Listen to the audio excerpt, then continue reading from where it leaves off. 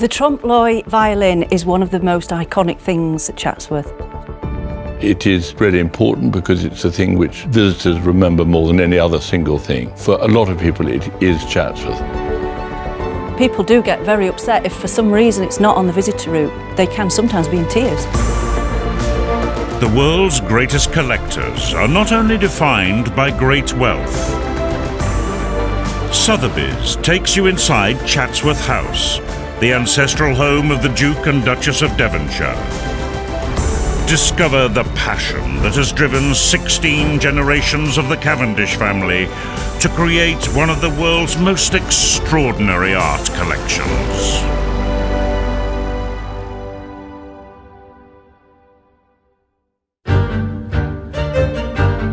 There is in one of the rooms a wonderful trompe-l'oeil piece, which is a violin and bow hanging on the back of a door. A trompe-l'oeil is a trick of the eye, and it's painted to look three-dimensional. It's so wonderfully painted, it's so trompe-l'oeil. It's really a wonderful magic thing. You really have the sense of the presence of this thing which is not present. Some of the people will say to me, who last played it, who owned it, who made it? I have to sometimes take people and show them much nearer that it's actually a painting, not a real object.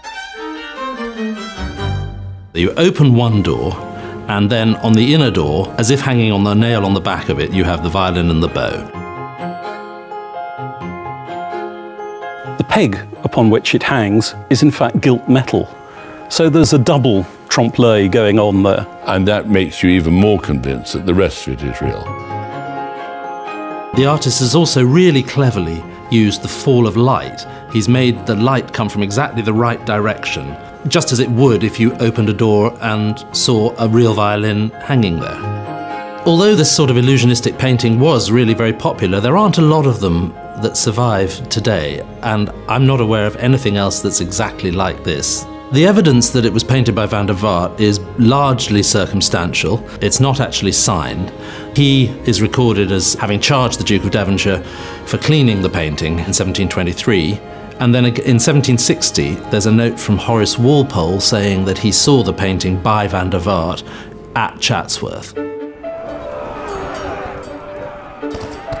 During the Civil War period in England, a lot of aristocrats fled to the continent, and quite a few of them settled in Holland. Then, after the restoration of Charles II to the throne in 1660, they all came back again, but they brought with them a taste for Dutch art and, in many cases, Dutch artists. Vaardt was one of a group of artists who came over at that time and worked around many country houses. It was probably painted for Devonshire House because that's where we have the first records of it. It escaped the Far there in 1733 and came to Chatsworth. But it really didn't become the icon that it is now until the 6th Duke added it to the door in the State Music Room here. The Trompe-l'oeil violin is one of the most iconic things that people come back again and again to look at Chatsworth. They've brought friends or relations, or they've come back to see it because they remember it from their childhood. Although children often don't find art very interesting or very cool, they find the violin incredibly cool. They'll ask all sorts of questions about it. So that's what we want. We want kids to start looking at art and pictures like that.